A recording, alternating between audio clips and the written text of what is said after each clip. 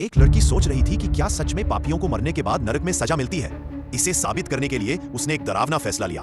वो किसी मृत व्यक्ति के कब्र में पूरी रात सो गई।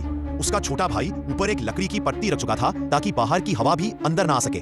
सब कुछ बंद था। जैसे जैसे रात गहरी होती गई, अन्ना ने कैमरा चालू कर दिया ताकि कब्र के अंदर सब कुछ रिकॉर्ड हो सके। लेकिन उसे ये नहीं पता था कि ये काम न सिर्फ मृतक का अपमान है बल्कि भगवान का भी।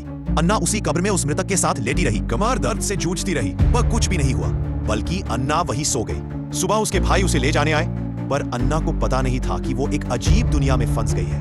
अब वो इस दुनिया में नहीं बल्कि किसी डरावनी जगह में थी। जब वो टीवी चैनल पर गई तो सबके सामने बोली, मैंने एक पापी लाश के साथ पूरी रात बिताई, लेकिन मुझे कोई सजा नहीं मिली। इसका मतलब है कि नरक जैसी कोई चीज नहीं है। लेकिन जब उसने रिकॉर्डिंग दिखाने की कोशिश की तो सारी फुटेज गायब थी। सिर्फ एक टीवी स्क्रीन पर चमकती हुई बर्फ जैसी चकाचौंध नजर आ रही थी। लोग उसे झूठा कहते थे और कहते थे कि वह फेम के लिए झूठ बोल रही है।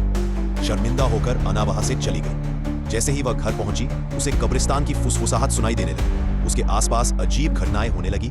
एक वृद्ध महिला अस्पताल में वॉशिंग मशीन में फंसकर मर गई। उसका चेहरा बुरी तरह फट गया था। अन्ना की रूह कांप गई। फिर उसके आसपास के लोग एक एक कर खुदकुशी करने लगे। अन्ना समझ गई कि ये सब उस कब्र की वजह से ये सब हो रहा था।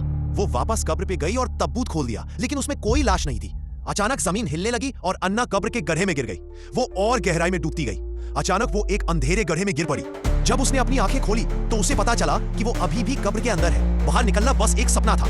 उसने जोर जोर से अपने भाई को आवाज लगाई, लेकिन कोई जवाब नहीं आया। तभी एक जहरीला सांप धीरे धीरे उसकी ओर बढ़ने लगा। वो सांप वो तो जैसे नरक से आया था। जब अन्ना ने कैमरा की तरफ देखा तो मृत आदमी फिर से जिंदा हो गया था।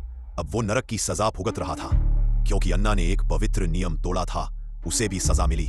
उसे हमेशा के लिए उसी कब्र में बंद कर दिया गया था ताकि वो उस पापी आत्मा को सजा भुगतते हुए देखती रहे। ऐसी ही कहानी के लिए सब्सक्राइब करें। Love you all.